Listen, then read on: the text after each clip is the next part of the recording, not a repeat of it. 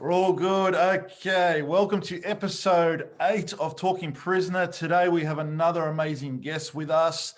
This guest is a singer, actor, recording artist, and a Greek goddess. She's one of Australia's most successful and enduring performers. She's appeared on many Australian TV shows such as Division 4, Cop Shop, Homicide, E Street, Neighbours, House Husbands, Fat Tony and Co., Prisoner, and Wentworth. The list could go on and on. She played my God, I feel on so Prisoner. She also appeared on Graham Kennedy's In Melbourne Tonight, The Don Lane Show, Young Talent Time. Can we give a big warm welcome to Maria Mercedes? Good afternoon. And welcome, Ken. How are you all? We're all Right. good here. Man, I feel so old when I hear that back. But then again, I did start when I was 3, so I'd like to believe that. Now, I've just caught my breath after that big intro. I know, right? Now, we've got a lot of questions about Prisoner, obviously. But Yeah. First, can we just learn a little about your life, where you grew up as a child? Yeah, look, I was born in Carlton to Greek immigrants. Mum and Dad actually met in Australia. It was a very quick engagement. They worked really quick in those days. It was really funny because my dad worked at GMH, which no longer exists in Australia. And he met a man called Mucky, and Mucky said, "Oh, would you like to come over for Sunday lunch?" And my dad said, "Oh, yeah, I've got no family here in Melbourne." So he did. And he invited another man called Chris. And so they had Sunday lunch, and my mum and her sister were newly arrived from Greece, and they got introduced to each other during lunch. And my uncle, being a very fast worker, said, "Right, okay, do you like each other?" I said, "Because you're engaged." And when I heard that story, I thought, were my parents insane or what? But I said, "You didn't even know each other." I said, "Mum, what were you thinking?" And she said, "Well, he looked American and I liked him." So that was it. So yeah, I was born in Carlton, and Dad decided that after being in Australia for about 4 or 5 years, that it was time to go back to Greece. You know, post-World War was really tough in Europe, and they all heard about Australia being a land of opportunity. They were even told that the streets were paved in gold. And I'm serious. Really? So, you know, all these poor, struggling Europeans, particularly the Greeks, decided, yeah, well, I'll work hard and send money home and then eventually get back there. So my dad sold the house in Carlton, but Mum neglected to tell him that she was pregnant with my sister. And so when Dad found out, he said, "Why didn't you tell me before I sold the house?" He said, I can't go back to Greece with 2 children because I don't know what it's going to be like back there yet." So Dad couldn't buy back in Carlton. Things were moving so quickly, you know, in the late 50s, that the next place he could buy and afford was Brunswick. So I basically grew up in Brunswick, went to Brunswick Primary, Brunswick High, but I always felt kind of lost between 2 seas, because though I couldn't speak English until I went to primary school and learnt. You know, Greek was spoken at home. Our street was full of Italians and Greeks and Maltese and Lebanese people. So it was very, very multicultural.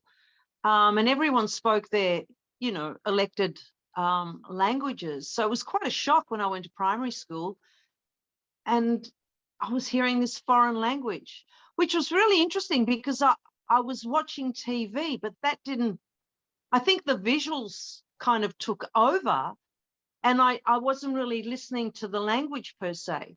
So I quickly had to learn, and that was quite shocking for me. And I was really, really angry, to be honest. So this 7-year-old came home and started abusing their parents in Greek. "Why didn't you tell me there was another language?" So yeah, I was quite a bossy boot from a young age, but I learned quickly, and But I had this thing inside me, you know, wanting to belong, wanting to be accepted. And don't forget, the 60s were pretty difficult for assimilation for children of migrants. And, you know, we copped a lot of the name calling and not really being accepted. And me, I had this burning desire just to fit in. And I guess that's what drew me to the fantasy world of watching television and growing up watching Shirley Temple and wanting to be, you know, accepted and loved. Yeah, so we grew up pretty poor. Dad worked at GMH. Then he decided he wanted a milk bar like all the other Greeks. And my uncle, who was doing really, really well with his milk bar, he tried to advise Dad. He said, he said to my dad, I really think you're not really considering your location, because it was on Lygon Street in Brunswick, and there was another milk bar 2 doors down. And, you know, when you've got competition, it's difficult to establish a business. So Dad learned the hard way. His business started to go really bad. So he had to go back to GMH, and he left my mum, who couldn't even speak English, to run the milk bar. And I was the interpreter as a 8-year-old. Oh, wow. 9-year-old. I'd go to school and come home to the milk bar and serve. So I've had a pretty interesting upbringing, per se. No wonder I wanted to get into showbiz. So you lived at the milk bar. That was back then. Everyone lived at the milk bar, the families. Yeah, we did. We lived upstairs. It was crazy. And, you know, Mum and Dad, they made some, look, they were inexperienced. They weren't business people. They were, you know, when I say simple, I don't mean intellectually. I mean, you know, Dad came from a farming background, as did my mum. My mum was taken out of school at the age of 10 so she could work the fields. You know, her mum and dad were growing olives and grapes. And because things were so dire in Greece post-war, they were hiring her out to other neighboring farms. So, you know, all they knew was hard labor. They couldn't navigate around being business people, per se. So, you know, they learned the hard way, I guess, but they still afforded myself and my, you know, my siblings, my sister and my brother, whatever dreams we had. You know, Mum and Dad really supported that, particularly my dad. My dad wanted to be an actor. He was very, very handsome. He was a cross between Errol Flynn and Clark Gable. Oh, wow. And if you see photos of Dad, he really was very stylish, even though he was, you know, poor.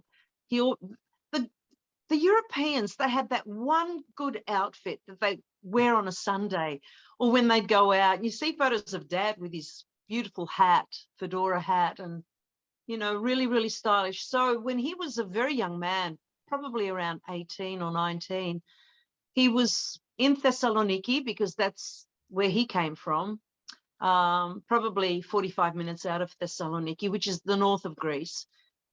This director approached him and asked him if he ever thought about being an actor. And my dad had that burning ambition as well. And he said, yeah, I have actually. He said, well, look, we'd like to screen test you and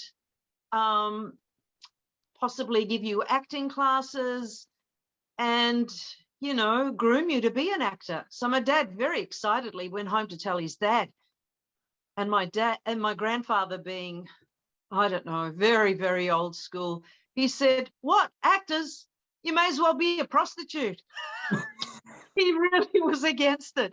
So my dad, you know, in those days, you know, people took heed to what their parents said. And, you know, brokenheartedly, my dad couldn't pursue that. So when I had the same ambition, Dad thought, I'm not going to do what my father did. So he really, really supported me and found the money to send me to acting school at the William Bates Academy, which was on top of a petrol station in Carlton. That's where I first had my first acting classes with Master Bates, who was a great man, and yeah, taught me a lot. When I was 14, he put me in the end of year plays, and I remember one time he had me play this 33-year-old prostitute singing the Boulevard of Broken Dreams, and I said, Mr. Bates, why am I playing this role? I'm not 33. He said, no, but you're the only one that can sing. So I had to do it. So yeah, I got my experience really quickly. Yeah, and I didn't know I could sing. I was doing the acting classes, and I'd be the school fool, you know, trying to get people to love me and like me. I'd be getting on top of school desks, singing Tom Jones songs and Roy Orbison songs. And my classmates said, you should go on this new show called Young Talent Time. I was watching Young Talent Time, and they had that talent component. I thought, oh, yeah, all right, I'll do that. So I went into audition, and I swear to God, I was so nervous that nothing came out. And God bless Leslie Shaw, the producer, she must have heard something. And she said, look, we believe you have a voice, you just don't have any experience or lessons. So we're going to send you to a woman called Voila Ritchie. And Voila was John Farnham's teacher. And so, yeah, I learned to sing with her. 6 months later, I went back on the show. Actually, I went on the show. I didn't win, but they brought me back again 6 months later, and I ended up winning the grand finals in 1973. Oh, wow. But coincidentally, I was also going to the Crawford Film and Television School, and Bud Tingwell was one of my teachers, as was Natalie Rain. And Crawford Productions was a fantastic company.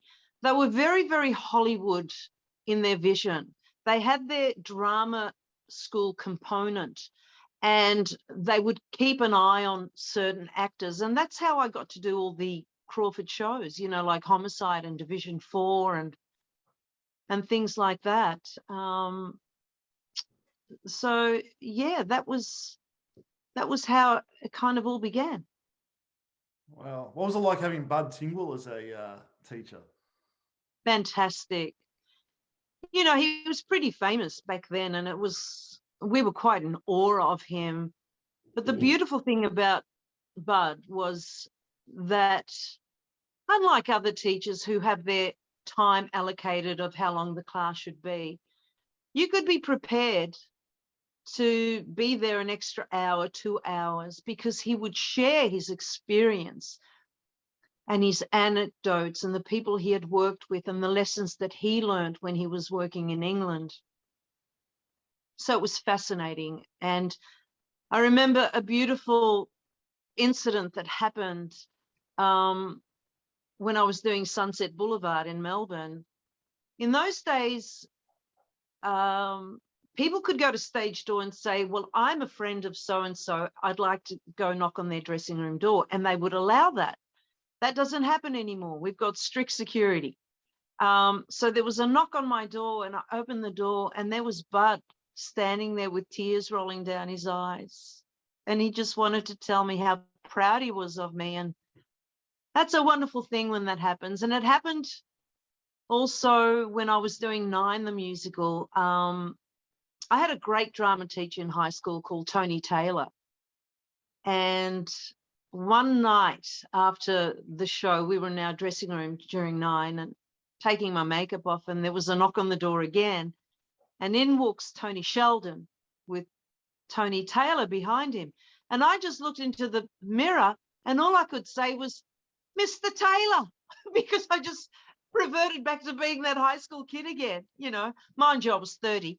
So yeah, it's been lovely. And Voila Ritchie, also my singing teacher, who I hadn't heard from in decades. Several years ago, we became Facebook friends, and, you know, we started communicating together. So people who've been very influential and who have guided me in my career. they kind of pop up from time to time, and it's wonderful to connect again and to feel some kind of accomplishment, I guess, that I did okay for you, kind of thing. You know what I mean? Yeah. And for myself. Wow. Great story. It's true. Well, we've just revert back to one of our questions. So I take it you didn't have a strict upbringing, you and your siblings, when you were younger. It was, if you were being interpreter for the milk bar, I gather it wasn't too strict. No, look, it's quite interesting. My dad was very strict as far as traditions go. I wasn't allowed to wear jeans. Oh, really? Because he thought that was for the bodgies and the widgies, if you remember them. Yes, I do. Right. Yeah, I couldn't wear jeans until I was like 15 or so. I wasn't allowed to have a boyfriend. I had to come home straight after school unless I was going to my singing classes or my acting classes. So there was leeway as far as furthering myself with my singing and acting. But all the other things, my dad was quite strict. Mind you, my relatives were shocked and in horror that my father was allowing me to pursue an acting and singing career, because they were quite the opposite. My father was quite liberal. He had vision. He was a romantic. He loved films with a passion. And he, you know, as I said before, if he couldn't achieve that dream, at least he could try and give that to one of his children. So, yeah, on one hand, I had a lot of freedom as far as pursuing my dreams. But on the other hand, he was very traditional. Yeah. Awesome. Now, Greek food would have to be some of the most amazing food I've ever tried in my life. That's an absolute favorite of mine. I'm always down at Oakley getting some gyros. I'm sure you are. What were your parents like as cooks? You would have had some amazing food growing up? My mother was an extraordinary Greek cook.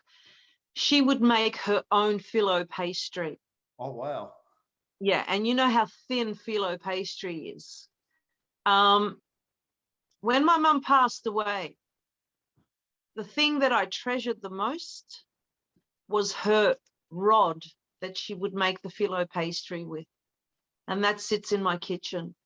Wow. My mum and my dad were typically European and Greek. You know, they would cook for an army, you know, the Spartans, just in case someone popped in. You know, there was always something cooking, you know. My mum made the best spanakopita. She would make fantastic moussaka. You know, a multitude of beautiful Greek food. So, you know, it's interesting when people say, oh, I bet you go to Greek restaurants a lot. I said, no, why would I, when my mother was such a fantastic cook? Now, I really disappointed my mum and dad, because when I reached 21, I'll be quite candid about this. I had a nervous breakdown just before my 21st birthday, due to a lot of things. I think being in the industry of such a young age, being compromised as far as my talent and my image. You know, I'd won Young Talent Time, and all of a sudden I was this young, innocent Greek girl with a big voice. And I was assigned a manager with Lewis Young Productions, who were the producers of Young Talent Time, who ripped me off, basically. Had opened up this faux bank account, and my poor dad would go in there weekly wanting to know what my earnings were. And I was working pretty hard as a 17-year-old, being, sent all around Australia. I had to leave school because the headmaster gave me an ultimatum. It's either your studies or this newfound career. And my dad left it up to me, which was really interesting. But he did say, I'd prefer if you were a lawyer. So you've got some kind of backstop. But if you want to leave, that's up to you. So I did. Things really, really started to wear me down when I was being asked to pose in bikinis and kind of topless shots with my arms kind of covering the important bits. And slowly but surely that dream started to fade for me. I wasn't being taken seriously. And it started to affect me psychologically. And I got to a point where I thought I was sick all the time. And it was all psychological. So I kept taking flu and cold tablets, which in those days were loaded with speed. Yeah. And so yes. 6 to 12 months of being on that, and every time I'd stop them, I'd feel really, really bad. But it got to a point where my body couldn't handle it anymore. And so I had what was termed a nervous breakdown. And which was a catalyst for me reading a lot about conditions and diet and all that kind of thing. And someone gave me a book called Food for a Small Planet, which really highlighted the global warming back then and the destruction of the planet to graze cattle and sheep. And that same amount of land, if you used it to grow beans, you could feed the world 10 times over. Yeah. And also the effects of eating too much meat, which brings me back to the story when I was recovering and doing everything I could to help myself. I said to my mum and dad, I'm no longer eating meat. And my dad said, you're going to die. I said, no, I'm not, Dad. I'm not going to die. He said, what are you thinking? I said, now, answer me this, Dad. How many times a year did you eat meat in Greece? And he thought for about 10 seconds. He said, twice. And what were those occasions? Easter and Christmas. I said, okay. So what did you live on in between those occasions? And it was, vegetables and beans and fish, I think, and same with my mum. Migrants, particularly Europeans, had the best diet in the world. That Mediterranean diet was fantastic because they ate, a wide range of things and didn't overload, say, on dairy and meat and that kind of thing. So I made my point. And one Easter, my dad said, I'm going to give you $200 if you eat a piece of lamb. I said, oh, I could do with that $200. This is the 80s. I put it in my mouth and I just spat it out. I said, Dad, I just can't do it. So, I've been pescatarian, I'd have to say, since I've been 21 years of age, which is a few years. Never had the urge to eat meat. Hey, sorry? I had the urge to eat meat since. No. Wow. No, you know why? In all honesty, my sister and I, Eleni, we never really liked it. And as Mum and Dad progressed, I mean, when we were kids, we didn't really have it a lot because Mum and Dad were poor and they kept to the traditions. But in the 70s, when Mum and Dad were a little bit more settled, they had to pay off the shop that they owed money to. Dad was being forced to go bankrupt and his pride said, there is no way I'm going to go bankrupt. So he worked 2 jobs and my mum worked in factories as well, so that they could pay off their bills and stuff. And, come the 70s, they were a lot more settled, a little bit more affluent. And then every day they were having T-bone steak, they were having roast lamb, they were having this. Dad was barbecuing his chicken wings. you know, they were having so much meat, which was against what their upbringing was, you know, traditionally. So, yeah, I never really liked it. And come the 70s, when Mum was dishing up food that was, you know, not normal for us, yeah, I said, Mum, can't do it. That was it. Cannot do it. Yeah. So, but she was really great. You know what she did? She adapted her recipes.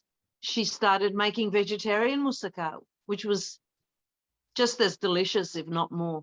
There's another dish called pastizzo, which is very similar to a lasagna. Yeah. So yeah, she was great. She saw the merit in what I was doing. Wow. Yeah. In an interview, I've skipped a few questions here, Matt, because Maria's already covered a lot of them. Yeah, that's okay. You mentioned that you were in Melbourne tonight, and Graham Kennedy was making a little bit of fun of your surname, and you changed it to Mercedes. Do you regret that now? And can you tell us what your actual name is? Oh yeah, definitely. I started off as mariamercedes when I won all the talent contests, Young Talent Time and Kevin Dennis, New Faces. That's you. I remember you. You do? Yeah, Yes. I was mariamercedes. And so I was booked to go on the Graham Kennedy IMT show because I'd won all these contests. And Graham could pronounce that name. It wasn't that difficult. It wasn't like Papadopoulos. You know, it was quite short compared to other Greek names. Not that there's anything wrong with the other names. And, you know, Graham would cleverly, you know, hang on to something and try and make a joke out of it. And Kevin Lewis, the producer of Young Talent Time, called me into, you know, the Lewis Young Productions and said, look, I think your name's going to be difficult. If Graham Kennedy is starting to make fun of it, I think other people will start doing the same. He said, I think we need to change it to something that is similar, but more kind of memorable for people. He said, I think I'm going to call you after my car, my beloved Mercedes car. So that's what happened. And I went home and I said to Dad, I said, Dad, they want to change my name. He said, to what? I said, to Mercedes. He said, what's wrong with Mercedes? That's a good Greek name. I said, Dad, it's not up to me. If I am going to have a career, I've got to, you know, listen to what they're telling me to do. Dad was greatly disappointed, as you can imagine. You know, he was a very proud man, proud of his heritage and his name. And that kind of changed when he started to be referred to as Mr. Mercedes, because my dad was my chaperone to all my live shows around Melbourne. And, oh, hello, Mr. Mercedes. And so he kind of thought, oh, it's not too bad. So he kind of liked it. So he got over the trauma very quickly. Yeah. So that was why I changed it. And I tell you something, if I was starting out today, I would have said no. Okay. Because, and I think hindsight is a great thing. But don't forget, I was that young girl who was still trying to fit in. Yeah. You know, that was still burning inside me. I didn't want to be called names. I wanted to be blonde and blue-eyed, would you believe? I just wanted to be normal because I thought the Anglo image and being revered by the Anglo sector of our community was fitting in. And it's only through life's experience that you start to value your own heritage and the pathways that the immigrants made in this country. Yeah. So to answer the question, no, I would not. You're involved in some pretty groundbreaking storylines in Prisoner, which we'll touch on shortly. But did you experience a lot of racism growing up in Melbourne? Yeah, I did. Yeah, I mean, we were called wogs and dagos, and you're not Australian. Yeah, first-hand experience. You know, second generation, it was a lot easier. I remember pulling up my cousins who were 10 years younger than me. My dad's brother's children. It's funny, every time there's a new influx of immigration, the ones that copped it before start giving it out to the new ones. Oh, really?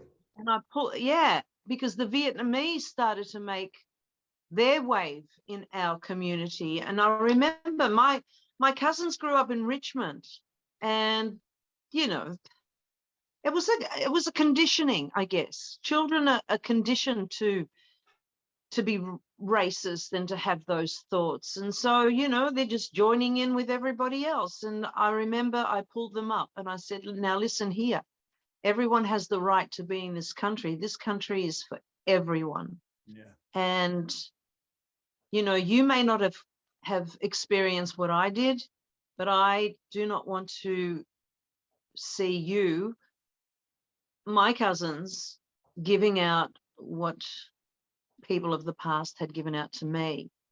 And I remember my dad was such a fair man, and even my mum, you know, they kept saying there's so much room in this country.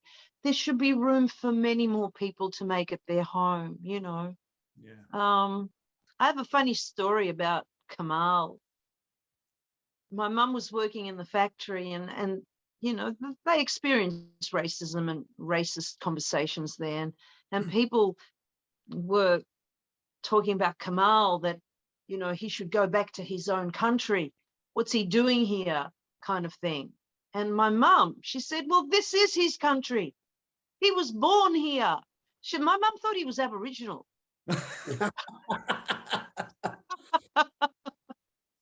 Which was very funny. My mum was a very funny woman, due to her not kind of knowing the full story.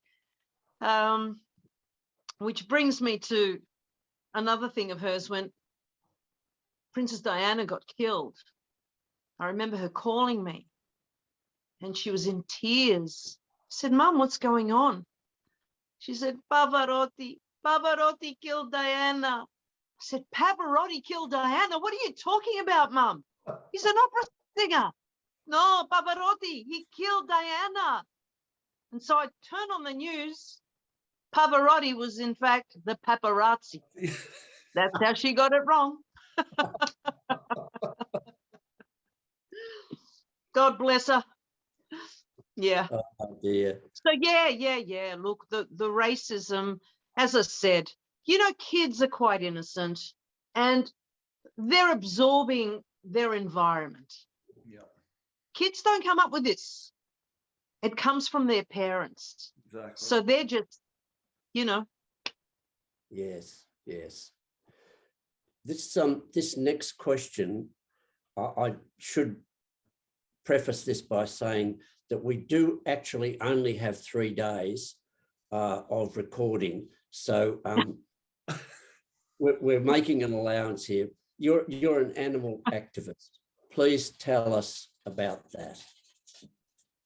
Yeah, look, I am. And it's all got to do with, you know, it goes back to when I was 21 and started to do a lot of research regarding diet and how animals were basically slaves to humans. And I know it sounds really extreme, but if you look at any animal, if you look them in the eyes, they are no different to your dog or to your cat. People don't realize about the dairy industry. You know, there are some vegetarians who go, well, I'm only consuming dairy. Well, what people don't understand is for a cow to be able to be producing milk, she needs to give birth, right?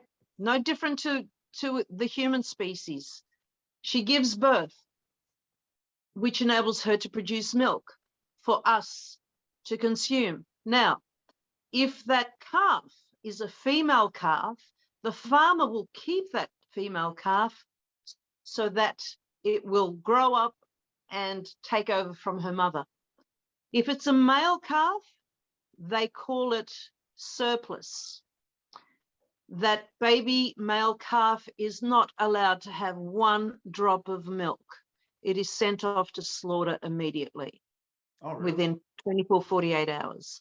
So when I learned this, I got really, really upset. And I think, you know, yes, we have to eat. We have to exist as a species. But there are ways of doing it. There are ways of farming. I do contribute to Animals Australia. And Lynn has been fighting tooth and nail to stop the live export. There was a lot of publicity around that quite a few years ago, and I go to demonstrations and all sorts of things because I want to make people aware that we have a responsibility to animals. You know, we are their voice.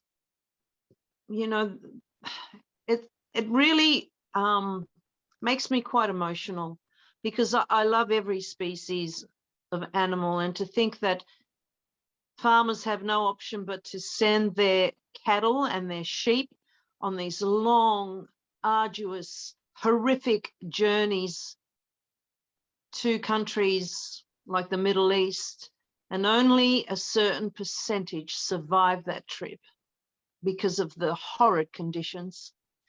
And the ones that do survive, unlike here in Australia where, you know, animals get a blow to the head and then, you know, what happens, happens. Over there, they don't have that. You know, animals face dire, I call it execution. Sorry if I'm really kind of blatant and speaking the way I am, but I'm very passionate. I just think that people should really consider animals as sentient beings, and they deserve respect, you know, and they deserve to be cared for. Yeah. And that's my stance. I'm tending to be more plant-based these days. I don't like to say the word vegan because I think the vegan terminology kind of doesn't sit well with a lot of people. But most of the time I'm plant-based as choice. Yeah. If I go to someone's home and they've cooked me a vegetarian meal, which has some dairy in it, I'm not going to say, look, I'm not going to have it because I don't want to insult my friends or family. But when it comes to my own choices in my own home, I tend to be more plant-based, only because I feel that if it's one less person partaking in dairy or meat, then maybe there's one animal that's been saved.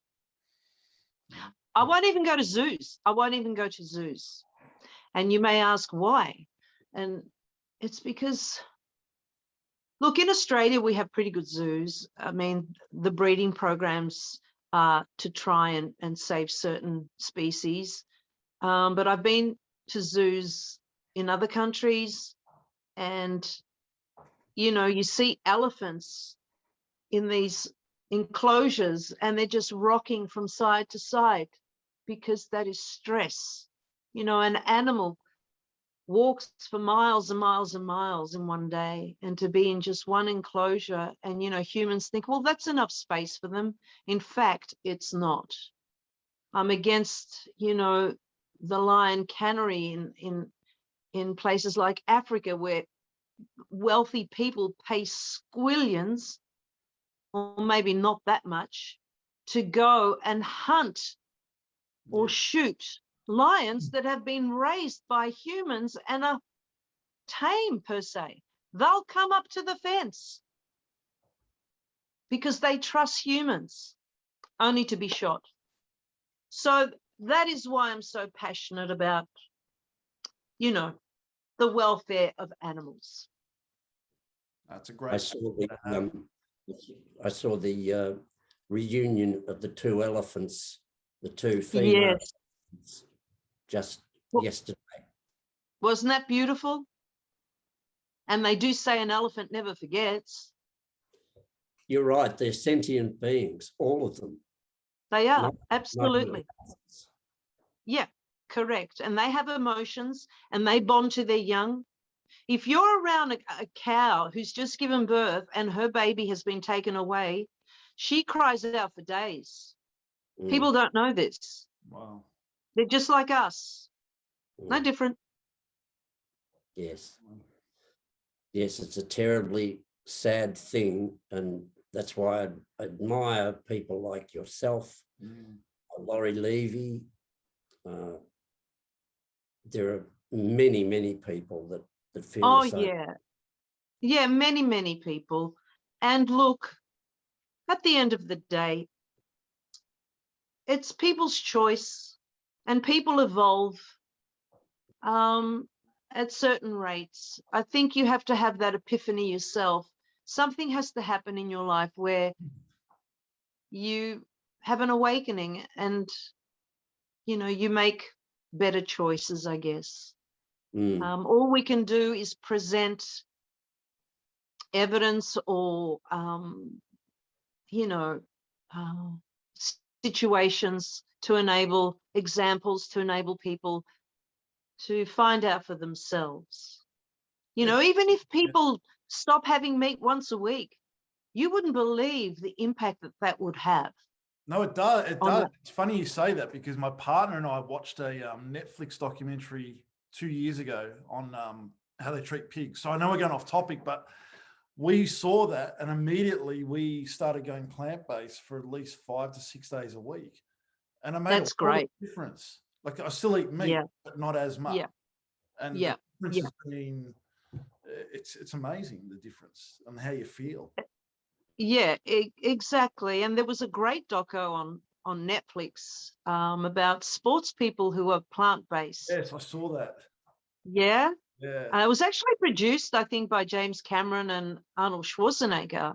It was. And, you know, there is a conception or a perception that if you're plant-based, you don't get enough protein. Yeah. But these sports champions, you know, are a great example of getting enough protein. Even a whole American. Sorry, Arnie's gone plant. Sorry, Arnold Schwarzenegger. Oh yeah, plant-based. Yeah. Yeah, he has, and James Cameron has been for many, many years. Did you see that documentary, Octopus, My Teacher? Yes. I haven't seen it. How extraordinary! How extraordinary was that? That an octopus connected with a human being on that level. I was moved to tears. I truly was. Yeah, it's quite amazing. You've done lots of theatre. Do you enjoy theatre more than working in film or TV? Look, they are two different experiences, and I like to experience both of those elements. Theatre is an incredible thing. It's almost like you pack your bags and you're going to go on a train and you're going on this journey. And at the end, there is a wonderful prize. I also feel that with theatre, there is a communion that happens between what we're doing on stage and the audience. The audience, they're one of the most important elements of live theatre because we go on a journey together and it's very, very fulfilling. With film and TV, it's very immediate.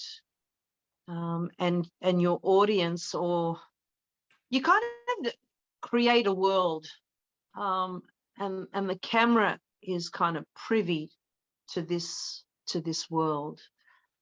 And you know, once it's done, it's done.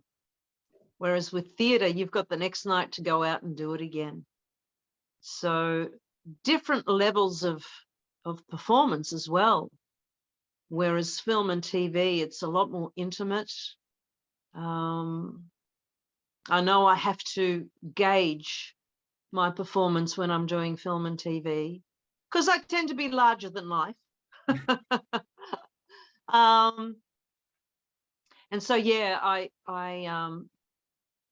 purposely become a lot more intimate, you know, because the camera's right there, whereas the audience is out there, kind of thing.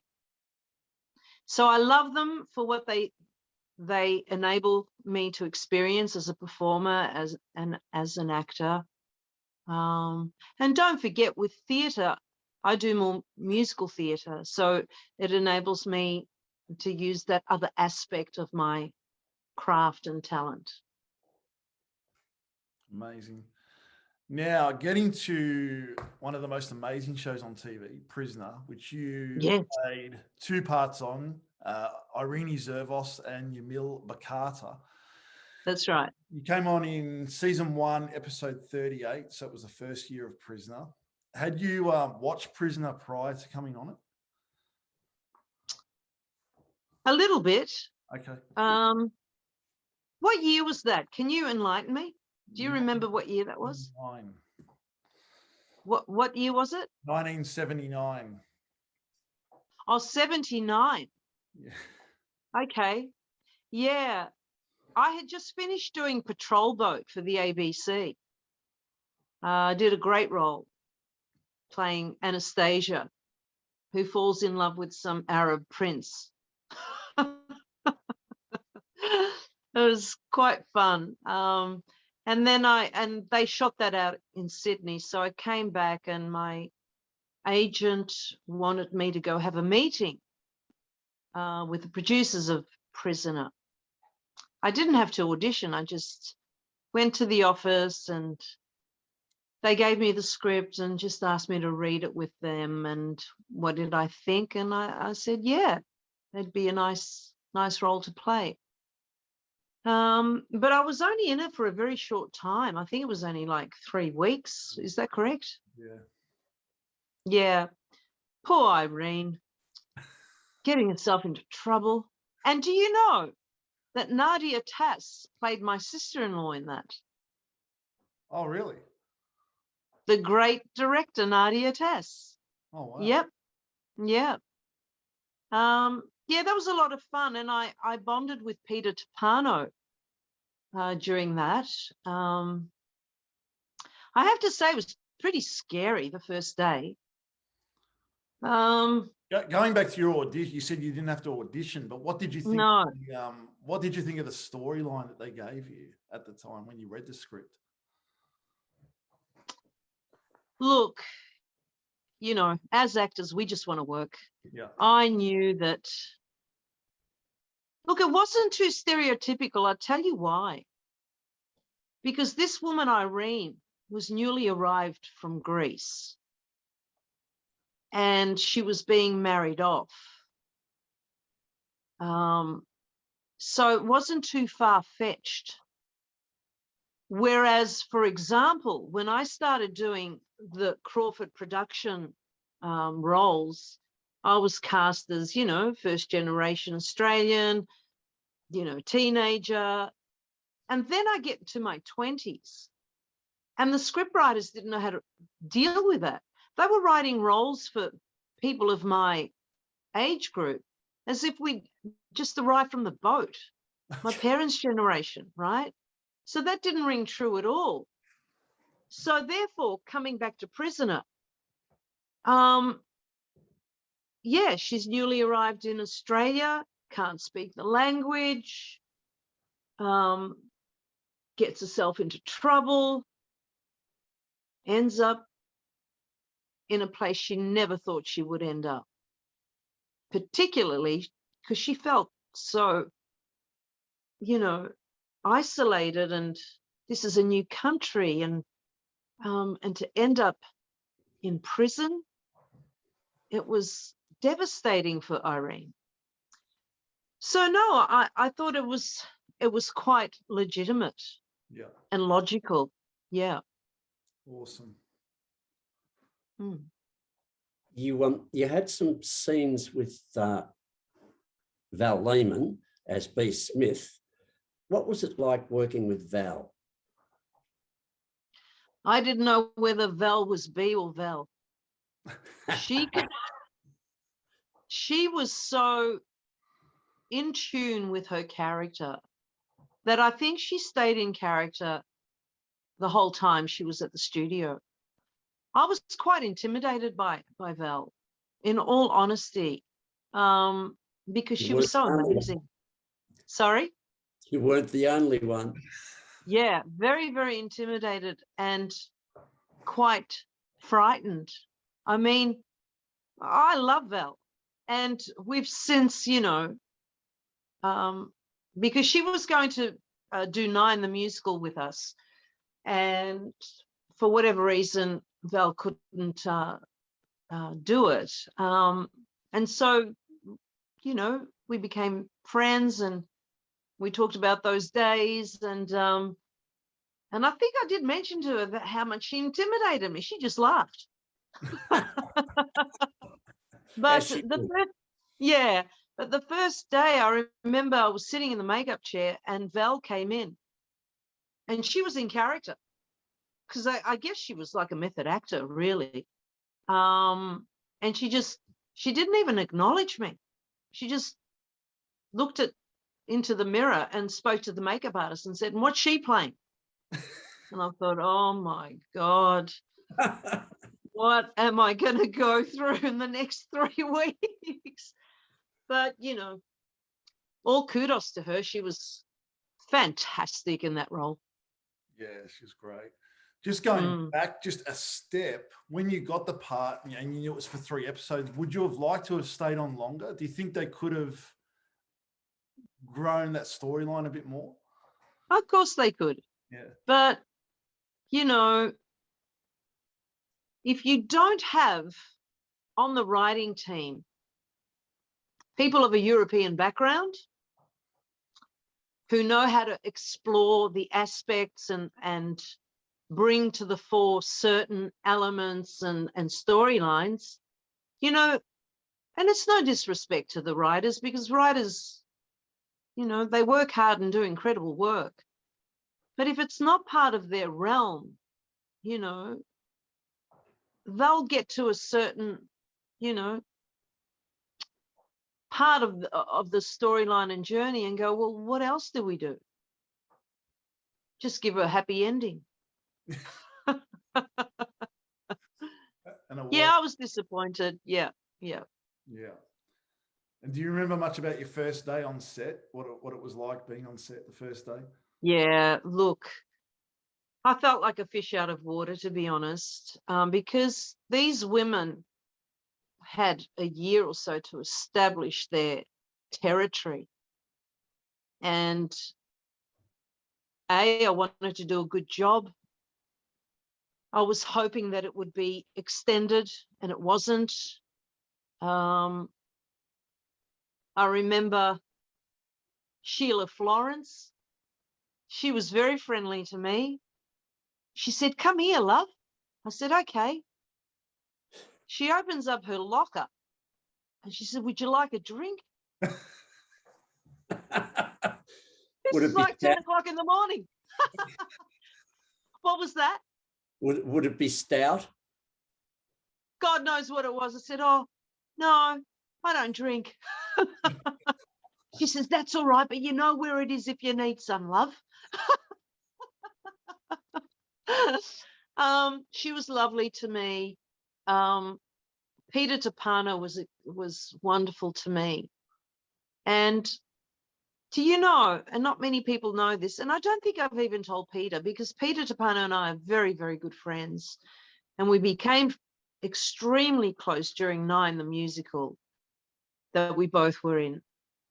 But I didn't want to say goodbye to anyone. I felt so saddened that I did have a great time for those 3 weeks that I was there. And I felt really kind of left high and dry, that I my last day, I didn't say goodbye to anyone. I just packed up and I walked out of Channel 10, or was it Channel O or 10 back then? Can't remember.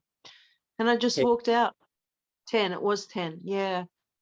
I just didn't want a fuss. I just, yeah, just left very quietly. Wow. Because you had some very close scenes with Peter on those three Yeah, episodes. yeah. I did, and she wanted to learn Greek for real.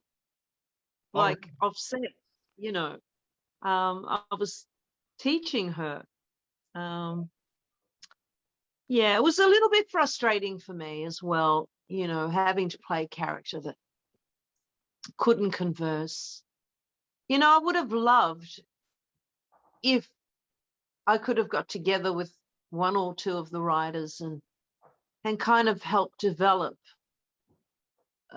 further that storyline, you know, because my character would have been a representation of a culture that wasn't, you know, readily seen on Australian TV at that point in time. Yeah. But, you know, the producers also have a lot to say about it, you know. Who knows? But I did it. Apart from Sheila Florence, when you were coming onto Prisoner at such a young age, did anyone from the cast give you any other advice apart from, you know where it is if you need it? It's funny though, isn't it? Great story. Well, I think that happened in the second role, more of the advice. I don't think I was there long enough with my first foray.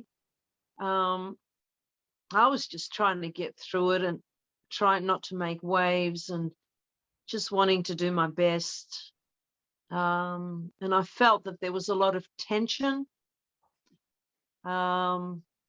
within the cast at that point in time that I didn't want to be drawn into it. So I think I kind of kept to myself a lot that first time. Yeah.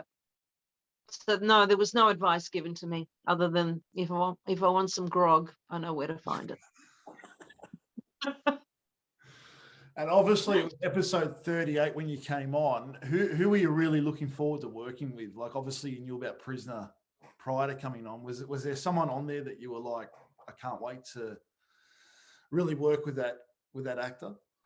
I think it was Peter, Okay. because she was Italian. I knew she was Italian, and so, but she wasn't playing an Italian character though. She was Karen, you know. Yeah, she was the one that I was dearly wanting to work with. I think Gerda Nicholson was she in the first one or the second one I did? My memory's not great. Second one, yeah. Yeah. I think I have more of a memory about Yemil's time than I do of Irene. Irene was very fleeting, was very, very quick for me. Because 3 weeks isn't a long time to do all that. But I still enjoyed it nonetheless. I really loved it when they put me in the divvy van. I thought, now this is exciting. This is going back to the Division 4 days.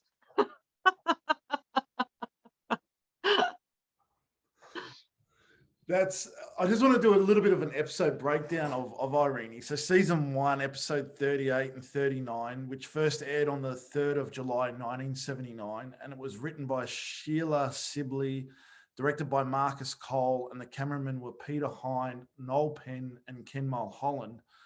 So, you know, it was a pretty full-on part, you know, playing a prostitute, coming into prison, and then, you know, it was groundbreaking TV at the time. So yeah. Well, I remember my first day of filming. I was in the streets of St Kilda, being chased by the cops. Okay. Right, and I just found it fantastic. It was exciting. because it was very reminiscent of my homicide and Division 4 days. That cop element to it, you know. But then the real work started when you were on set. Yeah. Because they didn't do a lot of location filming. But yeah, look, it was exciting. And I remember that it was highly revered, this show, for many reasons. It was female driven, which was a first for anywhere in the world. Yeah. Right. I remember Reg Grundy was considered like such a visionary for producing this. Yeah. I remember my uncle's wine exploding. My uncle had made homemade wine and he had given me some, and it was in the back of my car. And you know, I arrived to do my day's work and came back home. I came back into the car and all this wine had exploded in the car. Why am I remembering that? I don't know why, but I am. Anyway, yeah. Did you invite Sheila Florence out to? I should have. I said, Sheila, if you want some, I'll let you know where I'm parked. She was a lovely woman. She really was. And she was a great actress as well. What I remember a lot about it is I never considered myself a very good actress at that point in my life, to be honest. I felt intimidated because there were so many great actresses in that show. And I just looked upon as observing quietly and learning as much as I could. Yeah. There was a scene where your on-screen brother comes home and your sister-in-law is speaking Greek and he's going off to speak English, speak English. Was that common in the Greek community? Was there still people wanting to speak Greek at home, but they're trying to, encourage to talk English in the home? Well, I think because it was the 70s, right? We'd had a whole decade or so of people assimilating from, say, Greece and Italy and everything. I think initially, I remember my father telling me a story which was quite sad. He was on a train and speaking Greek with a fellow, countryman, and these Australians approached them. And in those days, you could open the doors to a train, unlike the ones we have now, which are, electrically controlled. And they were trying to throw my dad and his, I don't know if it was a friend or not, out of a moving train because they were speaking Greek. Wow. That is the extent of racism that existed, that people really don't talk a lot about it. And I think that those kind of experiences and incidents prompted people to try and learn the language a lot more quicker. Mind you, my dad, when he first arrived in Australia, he was in Canberra. And my dad, I think, was a year off finishing high school in Greece and always had this passion for education. So he took himself to English classes in Canberra because he wanted to learn the language and speak English. So yeah, I guess in public it was encouraged to speak English so that we wouldn't, intimidate other people around us. But at home, it was always encouraged that we speak Greek. We weren't allowed to speak English at home. Not until we were teenagers. Yeah, because my father knew that if we didn't keep up with the language at home, we would lose that mother tongue, And I'm Yes. happy to say that I still can speak Greek and I can read a bit of it. So yeah, thank you, Dad, for being so strong. So as far as your question, yeah, by the 70s, we wanted to fit in deeply. Yeah. You know, so speak English, don't speak Greek, don't No. speak Italian, don't speak Spanish, don't speak this. Leave that for your home. Yeah. You know. Wow. There's you've seen in the when Meg and Vera inducting you, you've come into the famous white line, and you can't speak English, and Vera's like, she doesn't care. She's like, you've got to speak English. You have to. Yeah, right. Yeah, obviously you couldn't. But do you think at the time back then there would have been similar people in your situation in the prison system not able to talk English? Yeah, absolutely.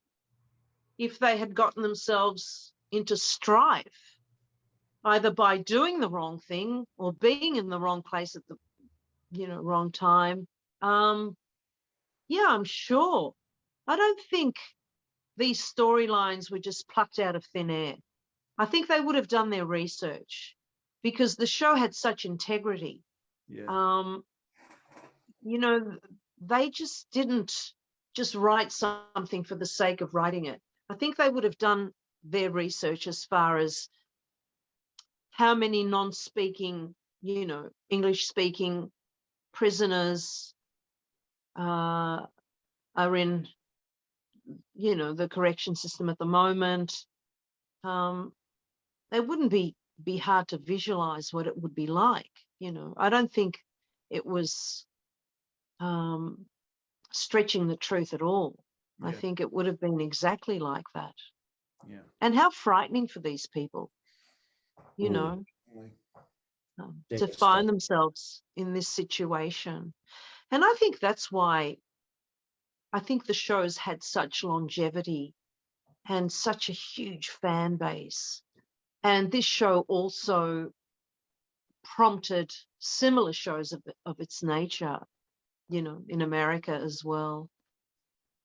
Because of this great foundation of honesty within the writing and the characters. Definitely.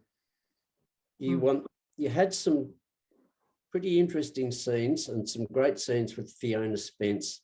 Can you tell us about your interaction with Fiona and what you thought of Fiona? I know this is going to sound really wacky, but can you remind me of a particular scene so I can revert back to that? Is there a particular scene that you have in mind? Of the one where you're being inducted to begin with. Okay. You know what? She felt so bad. She felt so bad that she was having to disregard my situation, personally. Because every time they'd say cut, she was almost apologetic to me. And, I'd say, well, look, this is just the scene,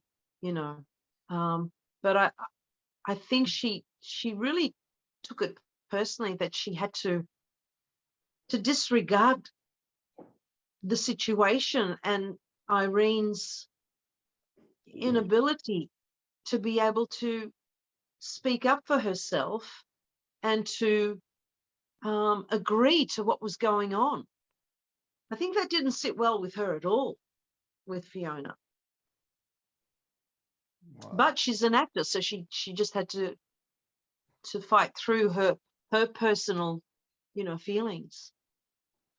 There was a scene in Erica's office where Erica and Meg are discussing what to do with you. You're not in there, but Erica says it's quite typical of being in a high-pressured Greek family that some Greek people fall to doing the wrong thing because of the pressure of a strict upbringing. Oh, right, right. I don't know how. I mean, was that common in Greek families that there is a high pressure to be someone, to achieve? Yeah, look, I think from my own experience, my parents never pressured my siblings, because look at my life. The only thing that we felt pressured is to always do the right thing with your actions. So you don't get into trouble. You don't bring embarrassment or disrespect to the family. Their ideals were very, very high up on the scale. What you did in public reflected on how we are bringing you up. It reflects on who we are as people. So as far as pressure goes, that was the pressure that we felt, that we had to be law-abiding citizens. And don't forget, I think my parents and thousands of other, people who immigrated, they wanted to fit in.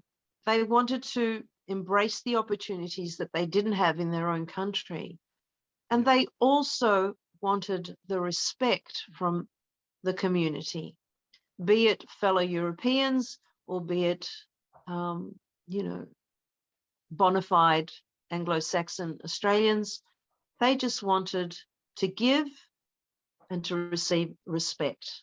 So therefore, that was the pressure that we had growing up, to adhere to that. Yeah. You're in a cell and you've got two companions. One of them is Peter Tapano and the other one is Kerry Armstrong. That's right. That was in the first episode of Prisoner, in your first episode of Prisoner. How did that work for you, and what do you think of them? As characters or as actors? As actors. Oh, look, I loved, Kerry was fantastic to work with, as was Peter. Very different women, obviously, but they were really, really supportive. Now that we're talking about it, it's kind of flashing back to me, and how they really tried to involve me with everything that was going on and off set, obviously. Yeah, and I wasn't treated like, oh, she's only here for 3 episodes, so we won't invest. I found that not only Kerry and Peter, but except for Val was in her own stratosphere, she worked very differently to everybody else. But particularly Kerry and Peter, they were very, very supportive. And I really bonded with them very, very quickly. And hence me feeling so sad when I had to leave after 3 weeks. And I didn't want to have to say goodbye to either Kerry or Peter. That's why I left very quietly, going back to what I'd said before. But no, they were terrific gals, and yeah, love them to this day. And Kerry, every time I bump into Kerry Armstrong, she tells the world, I am her official manager.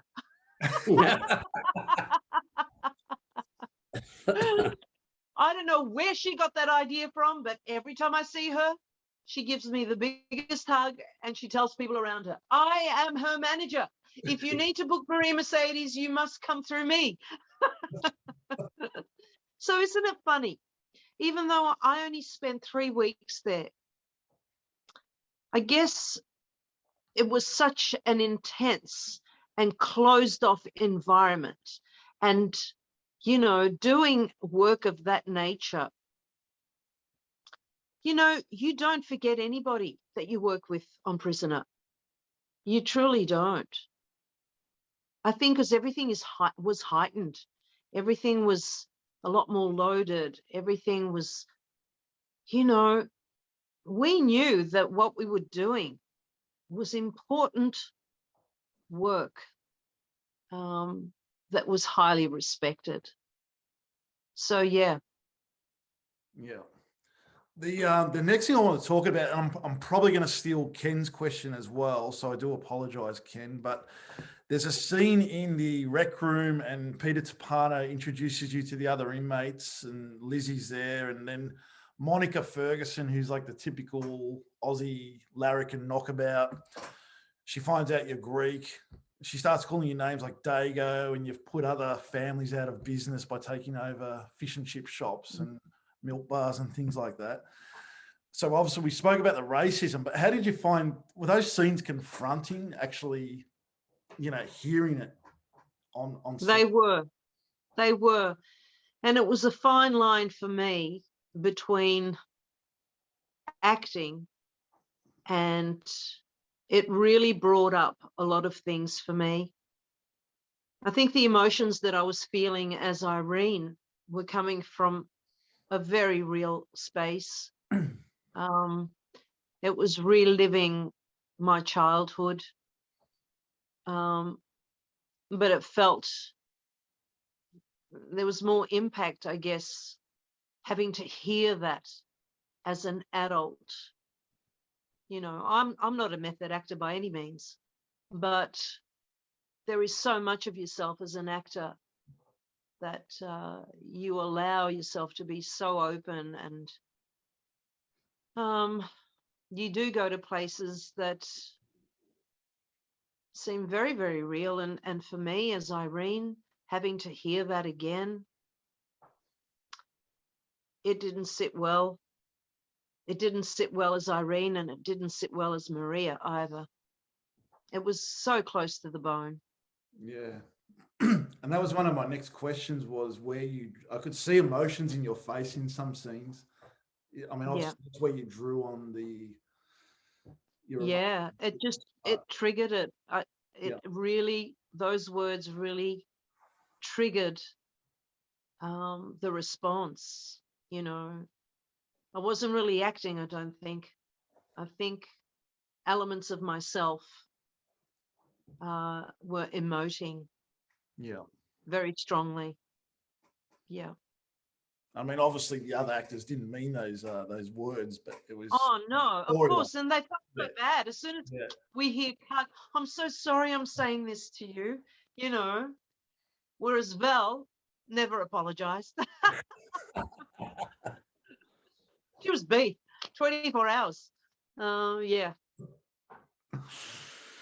Now we come to season. Sorry, Ken. Yeah, no. Go on to season 6. Yeah, season 6. So we've come from season 1 to season 6, and we're at episode 88, which is written by Christine Gordon and Moelle Cahill, directed by Catherine Miller. Cameramen were Wayne Lavender, David Triscott, and Ken Mulholland. This episode aired on the 8th of November, 1984, and you're back as Yemil Bakarta.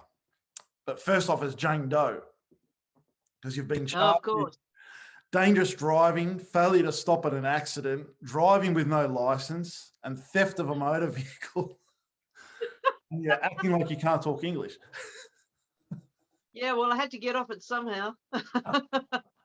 Yeah, I really loved Yamil. I actually auditioned for that role. Oh, you auditioned? And I did. I think I had to audition because she was of a Middle Eastern background. And, you know, the integrity with that show, they wanted to make sure that whoever they cast could be as true and genuine as possible. And Jan, I'm sure I auditioned for Jan Russ at the time. I remember reading the script and it so resonated with me. And I thought, oh, I'd really love to bring this character to life. There's so much more scope here, as opposed to Irene. So I went in there really, really wanting it. And I was so happy that I did get it. And the thing was this, I hadn't done any acting for a few years because prior to Yamil, I had decided that I didn't want to do the Sydney clubs anymore, and I wanted to perform and sing music that was closer to me. I wanted to write music. So I formed my own rock band, and I was doing rock gigs all over the place, right? And the name of my band was King Hit. King Hit. Yes. So if you can imagine the genre of, I guess, Pat Benatar, Chrissy Hind, Chrissy Amphlett, yeah, and we supported some really great bands at the time.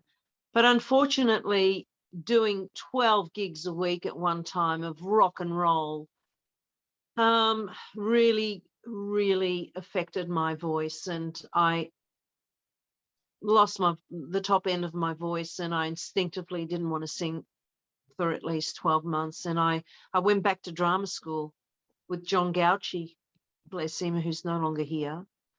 Great director.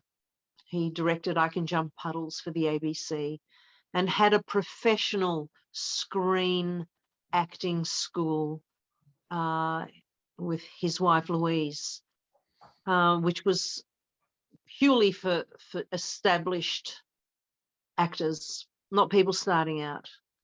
It was very American in its concept, you know, and we don't have anything like this in Melbourne anymore, which is a shame. I mean, we do. We've got 16th Street, places like that, but this was a purely screen acting place. And so I went there, and I started to work on my craft again, and Yemil was the first thing that came along. And I was over the moon that I got it, because I knew there was so much range and depth and scope. And she was going to be in there longer than 3 weeks. So that was time to develop this character. Yeah. Going back to your audition, was there many other people there for the part auditioning as well that you remember? No, I didn't see anybody else. Okay. Whether they timed it that way. But I remember really, really doing a good screen test. And yeah, I think it was 2 days later they offered me the role. So that was really good. And I was very excited to be going back in a new realm with newfound confidence with my acting as well. I just knew that it was a great opportunity. Yeah. Did you know that you were coming back for 12 episodes this time? Wasn't quite sure how long Yemil was going to be in initially. But I thought, even if it's, you know, a few months, I was hoping that it would obviously extend. But again, I think the writers face the same situation. What do we do with her past this point? And yeah, but I loved every minute of it. I loved so many of the storylines that they had for Yemil. And I remember a lot more about Yemil, obviously, because I was there longer than I do Irene. What's your process for learning your lines, learning a script? It's really, really old school. Because, you know, it's hard to get together with other actor friends, particularly in these days. I basically record the other character speaking, and inside me, I'm saying my lines to give me that space. And that is how I have always learned my lines. Wow. Since day dot. And I do it today. Only I don't use the cassette recorder anymore. I use my phone.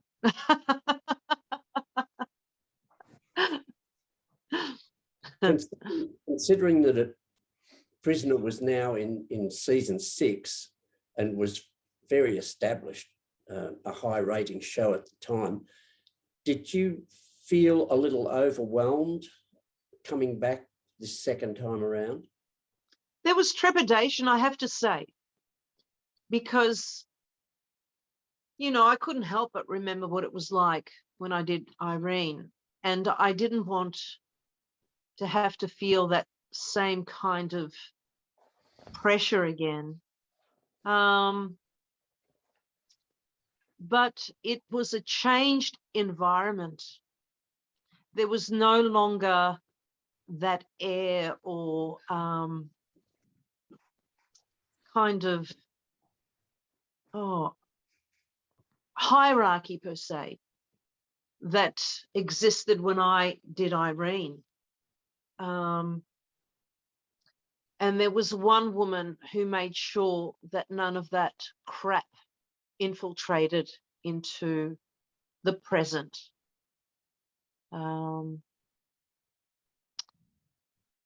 Which I don't want to say who that was, but she was adamant. And when she kind of had a chat with me off screen of how was my first experience all those years ago, and I explained how I felt back then, and she said, well, we have made sure that that does not continue anymore, you know, which was heartening, which enabled us to do the work and only care about the work. One thing that I didn't like, that the non-speaking prisoners were kept in a room to the side. The extras per se. I never liked that. And I made sure to always walk into that room and sit and chat with them. I just wanted them to realize that they were as important as us who were actually speaking, because you couldn't just have the speaking actors. We needed that energy from the other prison mates per se, right? And they were a lovely bunch of women, you know. There's not a lot of money in being an extra, but they just enjoyed the process of going in there every day and being a part of something so wonderful. And yeah, I guess it wasn't, maybe it was looked down upon, me doing that kind of thing, going into the, and hanging out with the non-speakers, but you know, I'm a pretty fair human being, and I don't want anyone to feel that they are less important than what we were. So that was the only difference, I guess. I couldn't have done that originally with when I did Irene. I just wasn't secure enough, but I felt a lot more secure as a human being and as an actor that I could execute that when I was playing Yemil. Wow. There's two scenes I want to talk about quickly. There's your second scene in the dining room, and you're surrounded by Lou Kelly, played by Louise Siverson. She's sitting with you. She calls you a retard, lousy wog, but then Myra, played by Annie Phelan, grabs her by the hair and has a go at her. And then there's a scene in your cell where Myra's force-feeding toast down your throat. Yeah. Yeah. Strike. What were those scenes like? Were they confronting to? They were really confronting. They were so confronting. It didn't take, I mean, I cried actual tears. I just felt everything was so real, you know, because it really felt like we weren't acting at all. You know, for those moments that we were doing the scenes, poor Louise Siverson, who ended up being a really good friend of mine after that, she was horrified. I mean, she kept coming up to me and saying, I'm so sorry I have to say this. This is such bullshit. Why do I have to say this? Right? But, you know, I kept saying, I'm fine. I'm fine.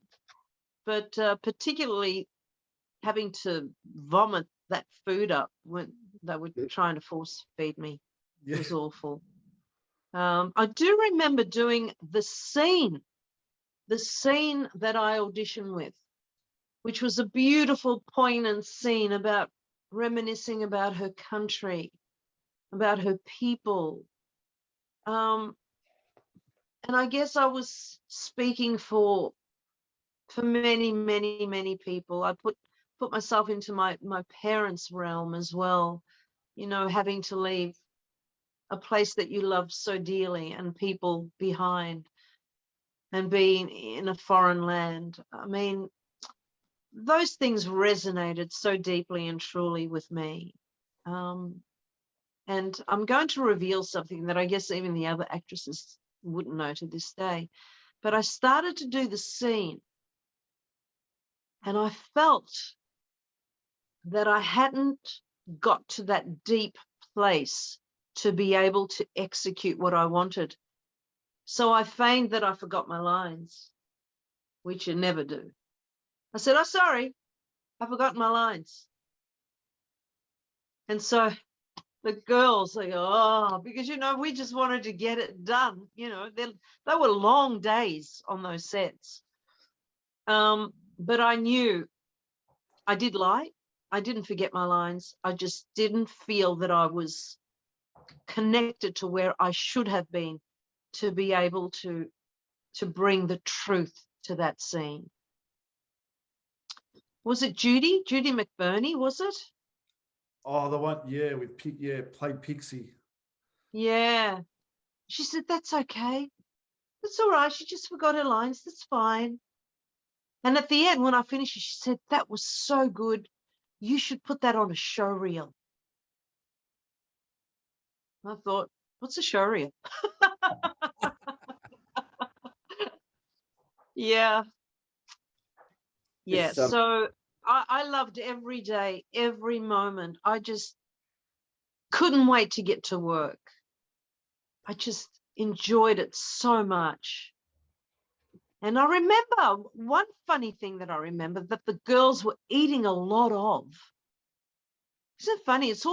I'm having these flashbacks. But I remember Annie Phelan and a lot of the other girls, you know, as soon as there was a break of some sort, they'd go to the canteen and they'd get a crumpet that was covered in cheese and bacon. And of course, I didn't eat meat at the time. So I was just astonished at how much of this stuff that they could put down. It was their comfort food. Wow. Having this new part, or this second part, and the cast had moved on, people had come and gone, were you looking forward to anybody working with any new people that had come into the cast?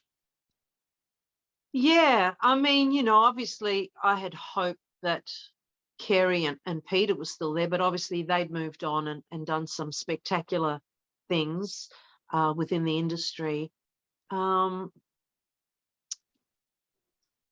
didn't really, I think I was so focused on bringing Yemil to life that I didn't really think about, oh, I'm looking forward to working with certain people. It was once I was there that I started to build the relationships. Like I loved Colette Mann. I think Colette there when I was doing Yamil? I can't remember. No. No, she wasn't. She was in the original one, wasn't she?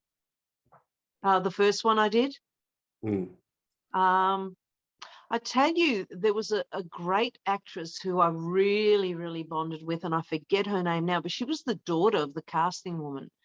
And she played like a Boy George character. And Yes. she was fantastic. Can you remind me of her name? Do you remember her name? It'll come to me. Pete Trevor. Yeah. Yes. Because Marie Trevor was her mom, right? Trevor. Yeah. Sorry, Peppy. Is it? Peppy. Okay. Yep. Yes. I really, really bonded with her on and off set, and she was mortified that that Yamil was leaving. She said, "I'm speaking to my mum. They've got to keep Yamil. Yamil can't leave, you know." And I think a lot of the actresses felt that way as well. But, you know, we're not in control of that, you know. All we can do is the best that we do. But it was also a time that we had the male prisoners or the wardens, whatever they were.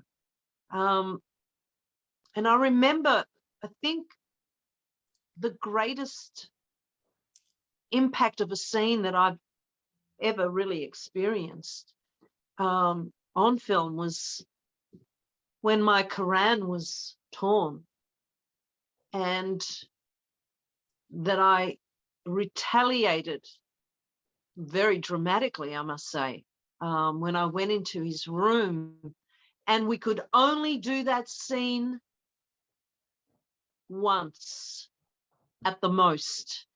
They had a prop chair that I was meant to break into a million pieces, and they had, I forget the character's name, but his walls were plastered in, you know, Playboy pinup girls. And I had to just, I remember Catherine saying, just go in there and just go for it. Just tear everything up. And of course, I couldn't rehearse this scene. I was just brought into the room. I had a look around. I knew where the chair was. And then it was just up to me to orchestrate what was going to happen. And they just had those cameras rolling. It was fantastic. Can I say how much I loved it? It was just so brilliant to do. Brilliant. That's it's interesting you brought up the scene with Judy McBurney, because I actually had that in this list of things we're going to talk to you about, and that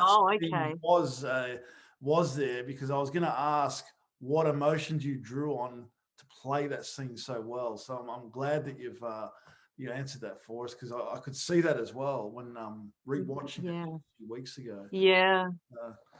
Well, it's funny as we're talking about it, the things that have stayed with you, even on a subconscious level, when you start reminiscing and talking about other things, it just triggers those memories off for you. You know what I mean? Yeah. Who was that actor that played the male prisoner, Ken? Frank. Trevor Kent. Yeah. Trevor Kent. That's right. That's right. That's my next comment was Frank Burke comes into your cell, and it appears that he's going to do some damage, maybe rape you. Trevor Kent was such a different person, wasn't he? I mean, you know, and I know what a gentle guy this guy really was. Absolutely. He was such a beautiful person. And again, you know, they get into character and we execute the scene, but once we hear cut, you know, they come back into their own body and mind, and yeah, he was very regretful of what he had to do too. I remember that scene was the first scene that I filmed, and when they said cut, I just broke out into tears. Wow.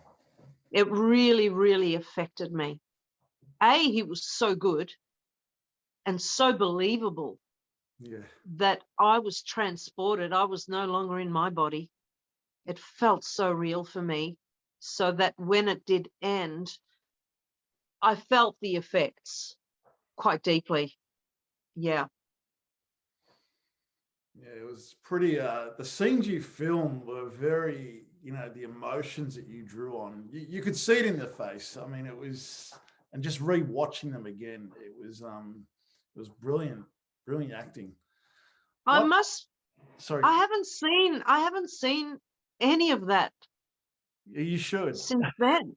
I should. I have to.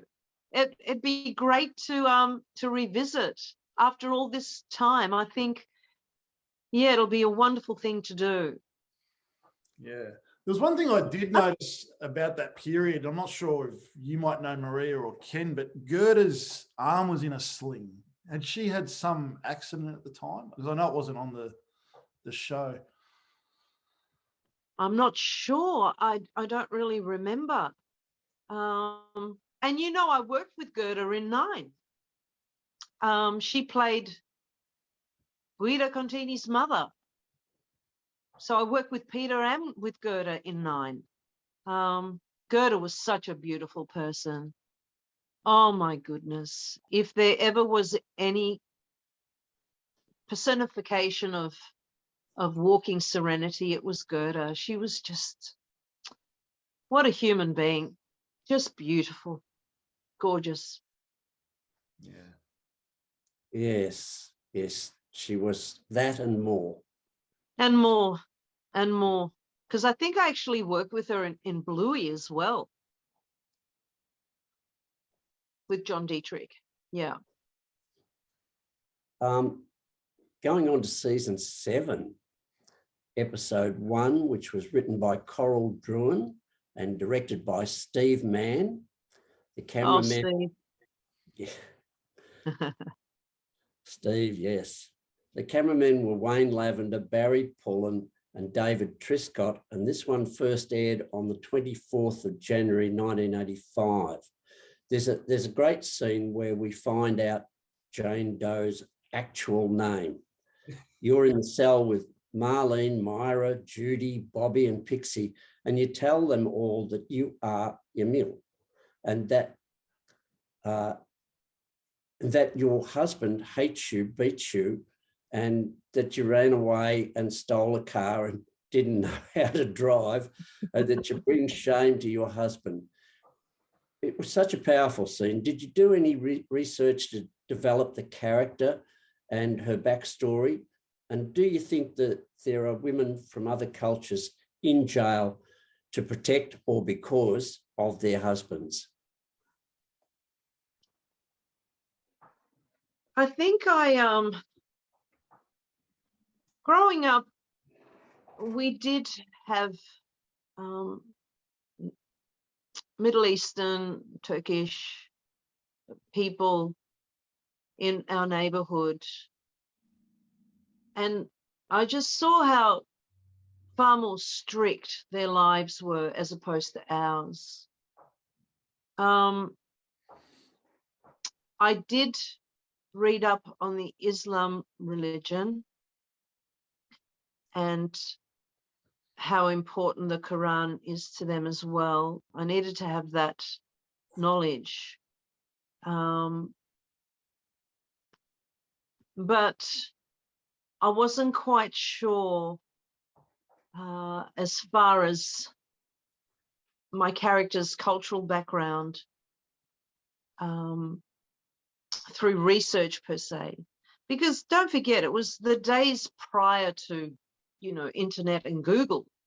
You couldn't exactly go online and find these things out, we were limited as far as research goes.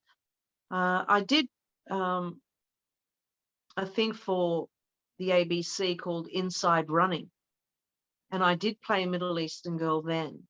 But somehow, and I had to speak in a Middle Eastern language, and I had lessons with, I forget who it was who taught me, which today I'd be loath to do, really, because that is not my cultural background, and I think there are enough actors of that cultural background who should do it.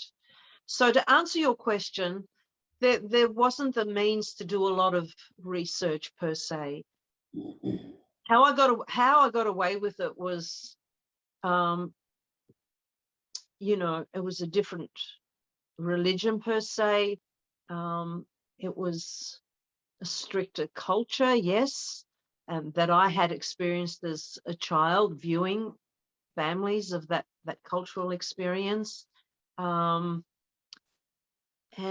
I think I asked my dad at the time, because his father was from Turkey. Ah, okay. Okay, when the Greeks lived what used to be Constantinople, which was then changed to Istanbul. And my grandfather was a refugee in Greece when the Turkish government decided that all foreigners per se, regardless of whether they'd been there for hundreds of years, had to go back to their country of origin. so my father was privy to a little bit of that culture, and so I remember asking him of how strict they were, whether he could enlighten me somehow. And I think my dad did impart some knowledge, which helped me with Yemil. But regardless of Yemil's cultural background, you know, she could have been Catholic. He could have torn up the Bible. There's no difference. It's just that she came from a different place. But I think the onus and the severity of what was being imposed upon her, it didn't differ at all, you know. Fantastic. Does that make sense? Yeah. Yes. Definitely. Yeah. Annie Phelan and Betty Bobbitt. What was it like Oh, working with those two? lovely. Yeah. Pros. Wonderful.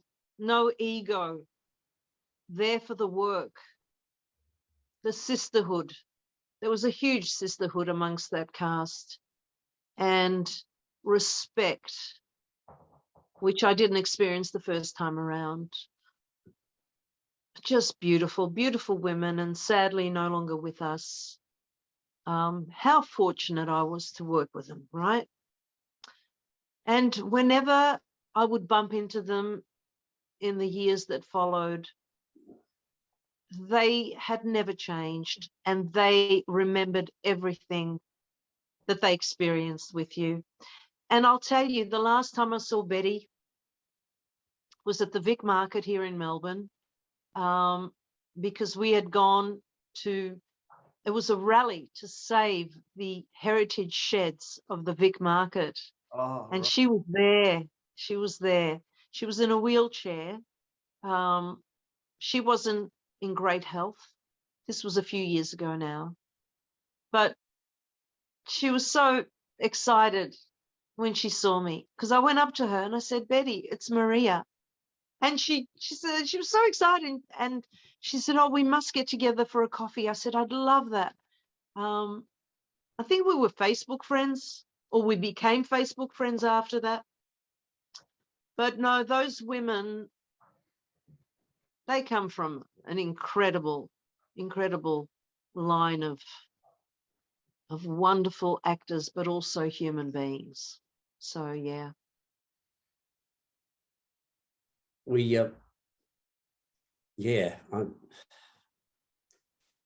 That's so true.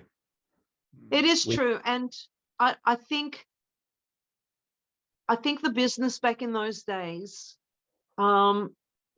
it's different to what it is today. You know, today it's very, very quick and immediate. There's no time to build those bonds. You know, because I still work in the industry, obviously. And it was a time that I don't think will ever be present again. A, for the nature of the show, and B, because it was just a different time. You know, audiences, for example, also didn't have the choices that they have today. You know what I mean? You know, we had that television box and we had those set channels. Yeah. And, you know, they were true fans of those shows.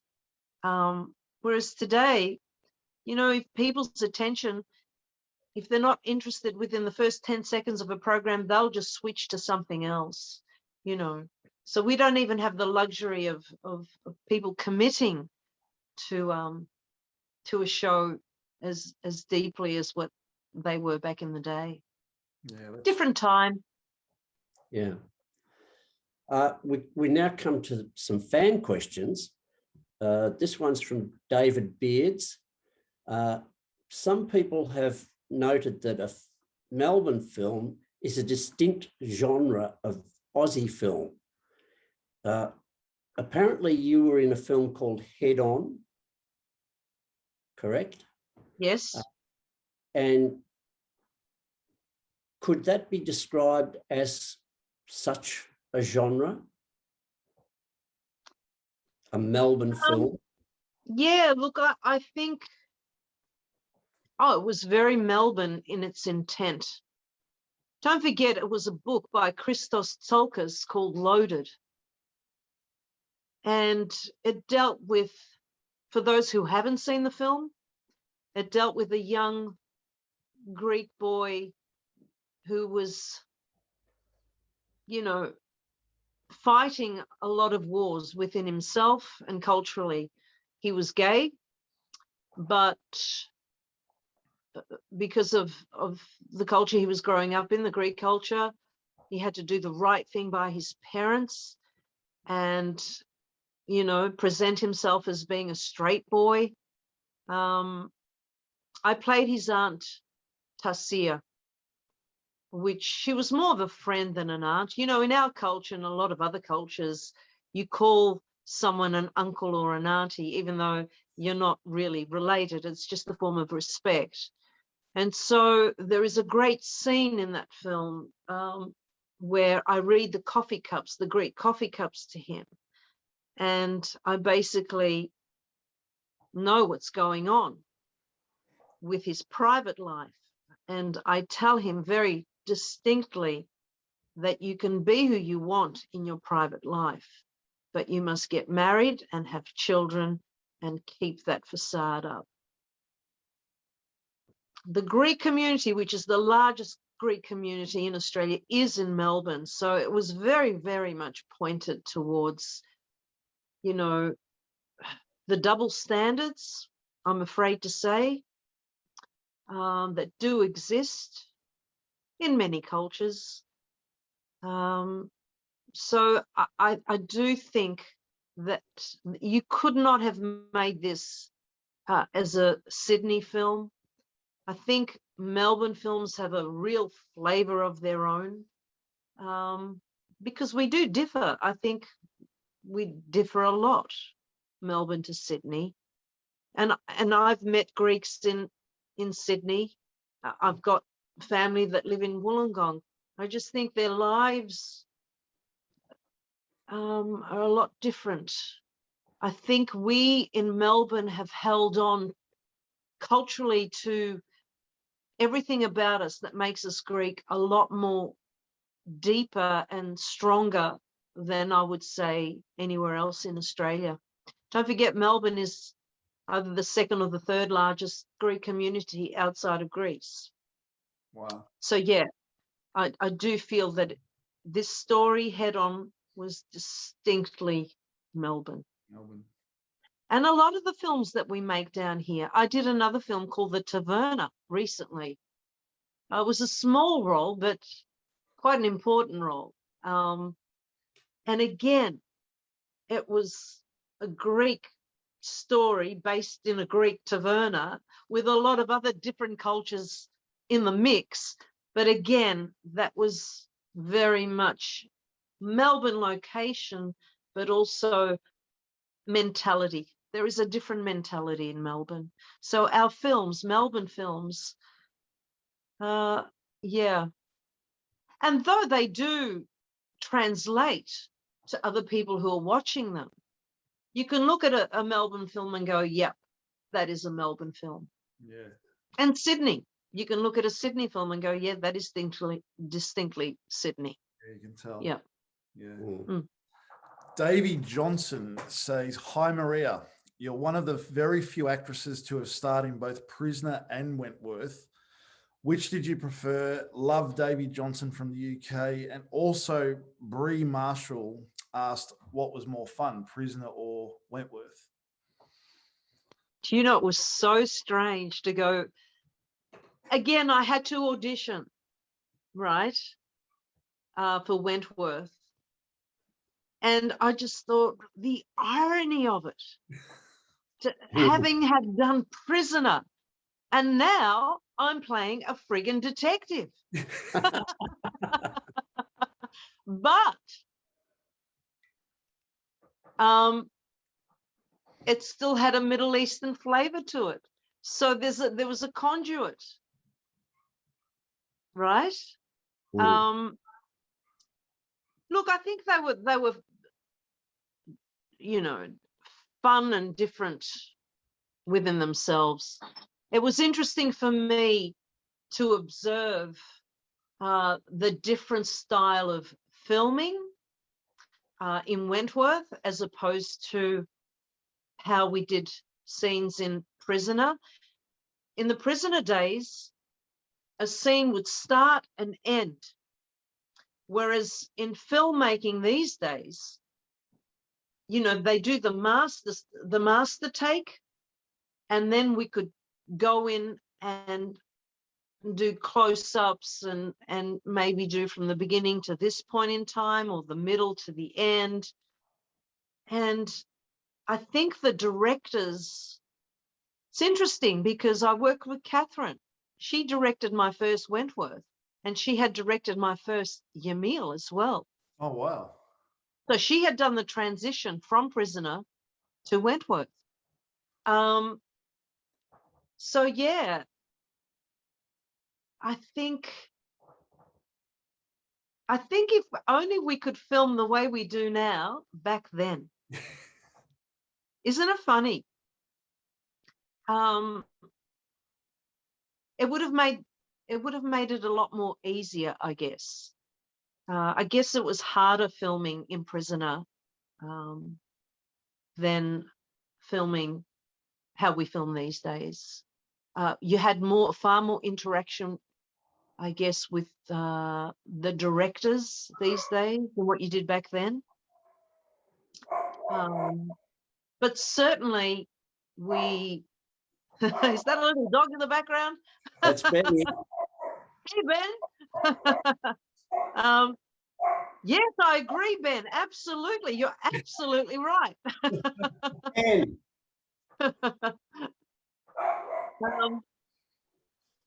Back in Prisoner days, we could because every week we'd have a different director, we could say to them, look, I think the storyline doesn't quite have the continuity. Could I please change maybe this word or that sentence to reflect on what I've done previously? And they were pretty good about it. So yeah, but I find that the directors of Wentworth, oh, just amazing. Yeah, I loved doing Wentworth. It was very empowering, actually, to come back into the new version of Prisoner. And, that was a pretty tricky thing to undertake and to execute and to, pull off. But I think there is so much merit. It is an incredible carry on from those days. Same characters, but kind of brought into, a modern world, I guess. Yeah, it's one of Foxtel's highest rating shows. It's just one. It was, wasn't it? Yeah, indeed. Yeah, it's And I said, gee, I'd like to come back. I said, I'd love to come back. And Fiona Banks, the other director, said, Maria, you can only come back if you're behind bars. So I'd have to be a pretty shonky detective to end up there. Back behind the bars. Yeah. Now I'm back as well as Benny. Hey, Ben. Where are we up to, Matt? Cole Taylor. Oh, yes. Cole Taylor. Cole Taylor says that he loved Maria as Yemil, thought she played the role really well. Was it much different on set? And I know we've touched on this, with a completely different cast other than Elspeth Ballantyne, who was there both times when she played Maria played the second role. Could you tell us a little bit about Elspeth herself as well, because you both your roles were with Elspeth. Yeah, absolutely. Yeah, as I said, it was a different environment, and I found that Elspeth was also, I guess, a lot more settled. She'd been doing it for so long, obviously, but also the environment was so different that I guess she was a lot more relaxed as well, due to having done it for so long. But also, I think the chemistry, the environment, was a lot more safer, psychologically for everybody as well. So yeah, it was as different as chalk and cheese, I have to say. Yeah. Yeah. Kevin McConaughey asked if you auditioned for any other parts on Prisoner.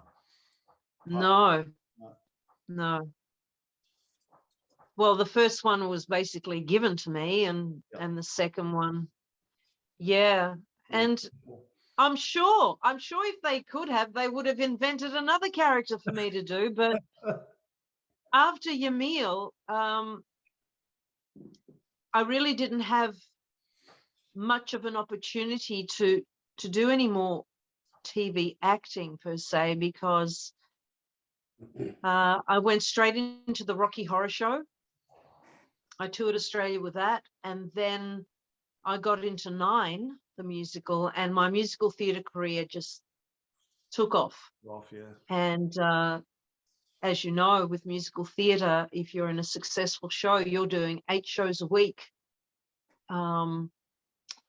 It doesn't leave much room or time to do TV.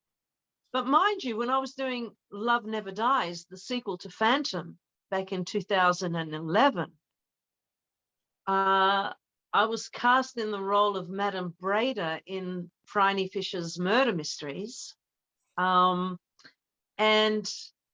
I think the producers were waiting to find out their schedule before they offered me the role, to make sure that I was able to do it. And they filmed all my scenes in one day. Miriam Margolyes was just brilliant to work with, as was the lead actress, whose name escapes me now. But I remember I had to, come 5:30, I had to leave.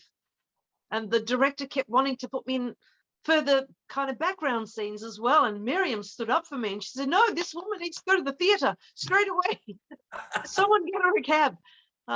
Yeah, because I couldn't do it. I wasn't allowed to do it, from our producer's point of view of Love Never Dies, unless it wouldn't interfere with, the production. So I was very, very, very lucky to be able to pull that one off. Yeah. This last question from a fan, Evali Stavro, makes a good point here, because both roles that you had in Prisoner were ethnic backgrounded, and rarely saw people of different backgrounds on Australian TV. Again, he asks, were you treated as an outsider during your time in Prisoner, or were you welcomed by crew and audiences as well as cast, as at that time? We all loved you. Yeah. Look, I think the first time, I don't know whether it was due to my nationality, but I wasn't as welcomed as I hoped I had been.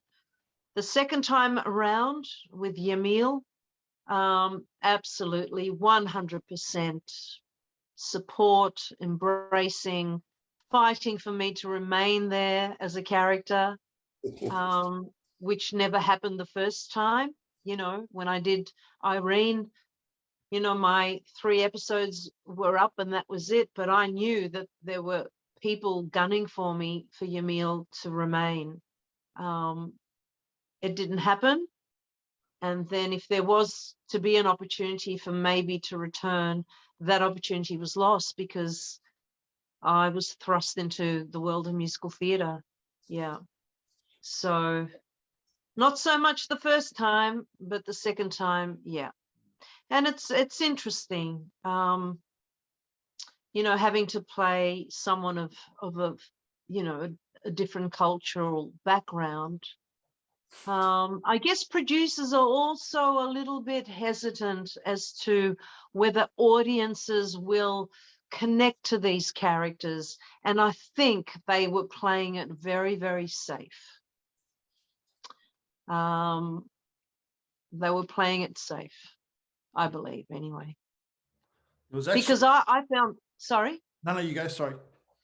I think there was a lot more scope for both characters to continue. And to really bring to the fore a lot of you know, the aspects, not only from a cultural point of view, but also as a human point of view, and the point of differences and how we would react differently, you know, to the situations that arose within the prison system there. And I just think they missed some pretty fantastic opportunities. I wish we could go back. I wish I was a lot more vocal about wanting to remain. I wish I could have, you know, set up a meeting with the producers and said, look, let's try and come up with some different aspects to pursue this character. But didn't happen. And I guess I don't really have any regrets. You know, I have to think of the glass half full. You know, it was a fantastic time. I'm part of history, really, aren't I? Right? There was a lot more scope to your parts, though. They could have, yeah. Oh, absolutely. Absolutely. Yeah. Everyone knew that. You know, the actors knew that. The directors knew that. But it all comes down to what the producers and the writers are able to come up with. I mean, I did Neighbours too, on and off for 4 years. Yeah. Playing Lucia Caminetti. So she came and went a lot of times, and you know, she was meant to be a regular character as well. But again, I just feel that yeah, producers are a little bit afraid of what the demographic is out there and don't want to go with it full board. You know, I look at things like Home and Away. Is there a Greek character in that? What's her name? Oh, Lee. Yeah. Yeah. Yeah. But I find that she's very anglicized. Yeah. When I look at it. I mean, I don't want to criticize anything that's on TV, but it's interesting what producers will deem acceptable. I did a great series for SBS called Kick, with Zoe Ventura playing my daughter, and George Capignaris played my husband. And it was fantastic. It was wonderful. We had so many different representations of what the face of Australia is culturally. And we filmed in Brunswick, which was fantastic for me. It was like a full circle. And my home, it was a house that belonged to people that knew my parents. So it was just so brilliant. And I feel it's either SBS or ABC who really, really take on projects and present storylines and characters truthfully. You know, I mean, I did Fat Tony as well, where I played Agapi Makrakanis, who was, you know, the housekeeper to Fat Tony, who helped him go to Greece. Yeah. I think that was kind of legit. because she had migrated to Australia, so she did speak with an accent. But with Head On, for example, even though I played, a mother and I had teenage children, Anna Kokinos, the director, made sure that we did not speak like we had just come off a boat. Right? That was very, very important. We were representing ourselves as we are. I don't speak with an accent. I hope I don't. I was born in this country, Yeah. So I think things are evolving, still slowly but surely. There's one more fan question which came in just yesterday from Steve Gee. He said he loved your edgier side in Wentworth. He asked if you would like to have played an edgier, more long-term part in Prisoner. Yeah. Detective Ayub, she was pretty tough, right? And it was great. It was complete opposite to what I had done in Prisoner. I think if Yemil had been allowed to grow, I just visualized that she would have become a lot tougher as well. If she had, been incarcerated for a lot longer, you can't help but morph into your surroundings, and she would not put up with the crap that was being placed upon her. Her smashing up that cell and the chair, I think sooner or later she would have started smashing chairs over heads. She would have become a lot grittier. Trust me. If I was allowed to write the scenes, absolutely. I would have loved that. Fantastic. Before we wrap up, can you share with us and the fans what you're working on at the moment? I mean, obviously we're in lockdown, but I'm sure you're on the go. Look, there hasn't been a lot of work for a lot of us, particularly in live theatre. Yeah. The last thing I did was maybe 14 months ago, a play called Anthem for the Melbourne Festival that also did Sydney Festival and Perth. And interestingly enough, it was 4 writers, and one of the writers was Christos Tsolkas, who wrote Loaded, which became Head On. So it was great to be working on something with him. I was meant to do another play for Malthouse called Do Not Go Gentle, which was cancelled with everything that was cancelled last year. So many things just went down, the drain. Of recent times, the film and TV has really picked up because they're able to control the environment as far as COVID goes. I play a bona fide Aussie in a BBC HBO Stan series called The Tourist. I play a cop called Freddie in country South Australia. It's not a big role, but she's a great role. And the lead actor is Jamie Dornan, who was in 50 Shades of Grey. Okay. Alex Dimitriadis, who was in Head On, he has one of the leads as well. My scenes are 2-handers with Danielle McDonald, who's doing very well in LA, in America. She's a wonderful actress, and she plays a probationary constable, and I've kind of got her under my wing per se. But it's the first time I've actually played a bona fide Aussie, and it took a British director to cast me. So what is that saying? I mean, I auditioned for it and I thought, I'm going to give it a good crack. And I am Australian. And, you know, in America, you get your Pacinos and your De Niros and, you know, Duvals and all sorts of wonderful actors whose cultural background, you know, is of European. Even Kirk Douglas, he was Russian, but they play Americans. So we're getting to the point now where, regardless of our cultural background, we are being cast as Australians.